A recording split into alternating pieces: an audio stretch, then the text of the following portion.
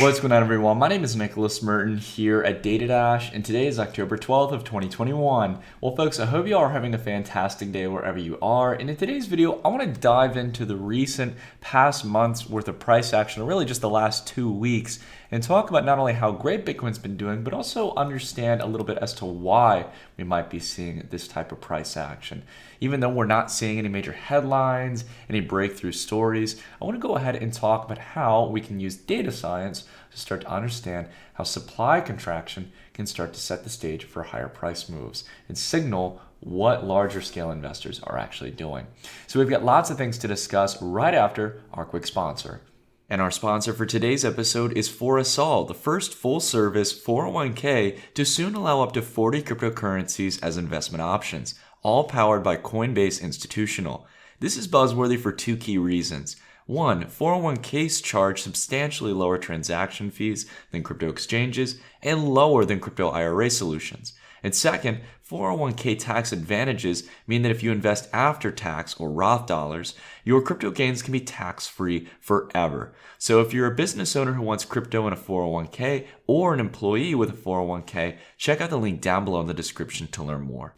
Alrighty, everyone. So let's go ahead and dive straight into the conversation here. As you guys can see, we're taking a look at Bitcoin's standard chart here. And when you take a look at it on the standard time frame or the automatic standard chart here on TradingView, you're going to see a massive breakout here, recovering a large chunk of the losses here from back in May, really putting us back on the center stage here to where we were back between April and March of 2021, right? Back when we had the Tesla news, everything was crazy, optimistic. But really, to put this in perspective, I know this chart might look a little bit crazy because Bitcoin definitely is a wild asset in regards to, just generally when you compare it to maybe looking at the S&P 500 or the Dow Jones in this time frame.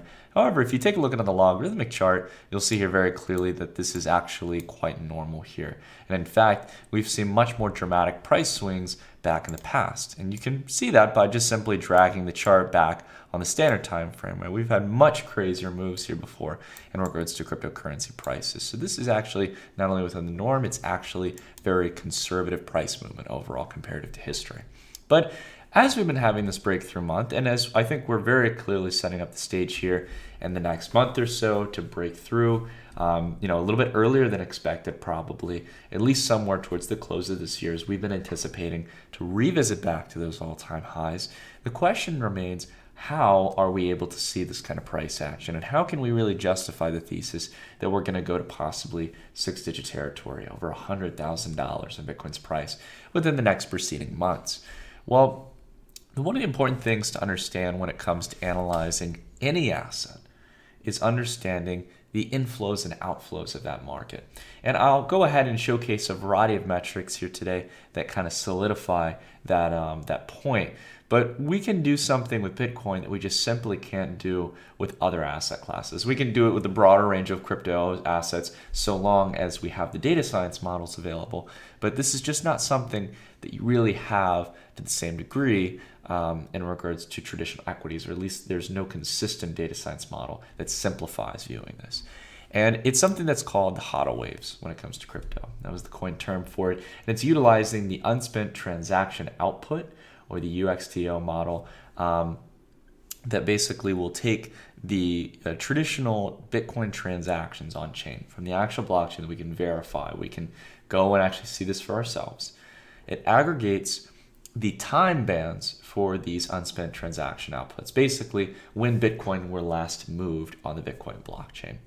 And what's really great is that these data science models we're utilizing Glassnode right now, it gives us a great perspective, and I'll make sure I scroll down my screen here so you guys can see it, as to how more Bitcoin over the longer term is not only being held on longer term time frames, but outside of this as well, how more and more Bitcoin is escaping those short-term bands in this case, meaning that they're not moving within a 24-hour period. They're not moving within a 1 day to 1 week period, a week to monthly period. They're really starting to be held for longer periods of time.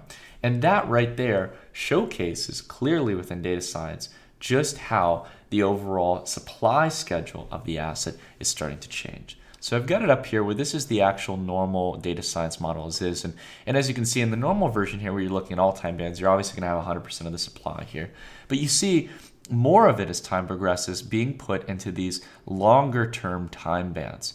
So what I like to do here is I kind of like to split it in this case between two major viewpoints. I turn off the shorter term time frames and I give myself anywhere from 3 to 6 months all the way up to 10 years. So this pink section here means that Bitcoins have not been moving over 10 years. These are likely either Satoshi's coins, early stage, advocates of the Bitcoin protocol, or potentially lost Bitcoin, right? And that's an important thing to take into mind because as much as people will say, oh, lost Bitcoin doesn't really matter here, that's not investor conviction. It's like, well, it does actually affect the supply and demand side of things. If I lost, let's say, for example, Elon Musk lost 20% of his shares in the company for some odd reason, they got frozen or something, well, that's going to impact the supply and demand schedule of a given asset. It's going to impact the inflows and outflows, the potential sell side pressure, right?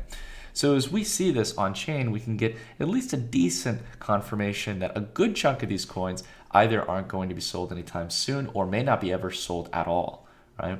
So it gives us a very, very good idea of the limitation of a given asset on the market.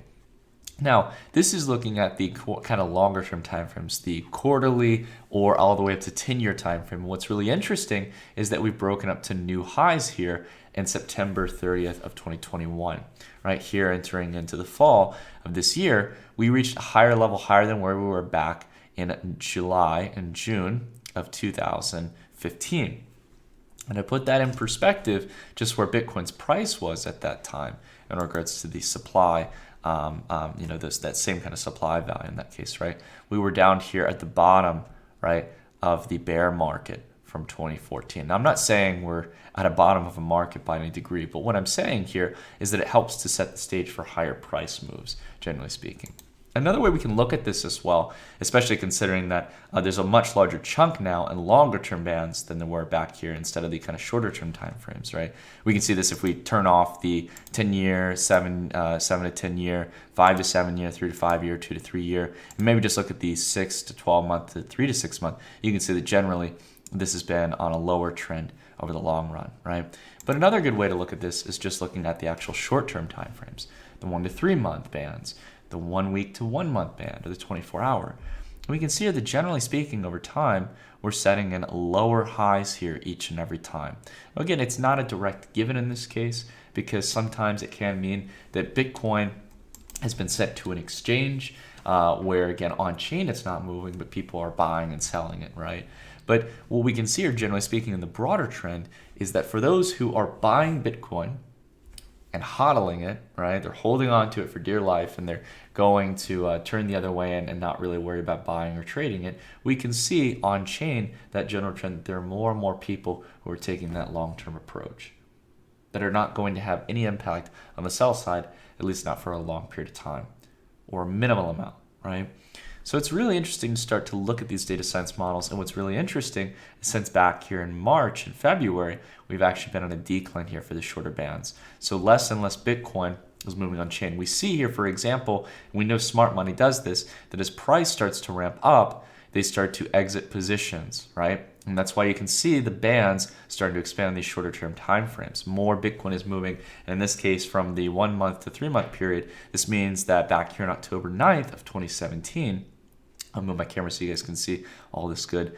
You can see back here during the fall of 2017, as we were going into the later stages of the bull market, that these bands in this case, like 20% of the supply of Bitcoin had moved within 1 to 3 months, right? So a large portion of the Bitcoin supply. And then also another near 10% had moved within a week to a month. And another 4% from 1 day to 1 week and 1.6% within 24 hours, right? And we can see that as this declines here, right, overall, for Bitcoin as an asset here, right? This means that less Bitcoin is moving on the market. So again, really interesting stuff here. Now, one thing I wanted to talk about as well to kind of solidify this idea of inflows and outflows and even further justifying why Bitcoin is going up in price. One of the really important things to keep in mind is just the core flow of funds going into different types of funds, for these assets, right? So for example, one thing that is always brought up here in this case, and I don't think we want to let Peter Schiff know about this because I don't think he'll like what he sees, but take a look at this, right? This is the cumulative flow of all money into Bitcoin funds. So these are your exchange traded notes like the Grayscale Bitcoin Trust, right? All these different Bitcoin related products.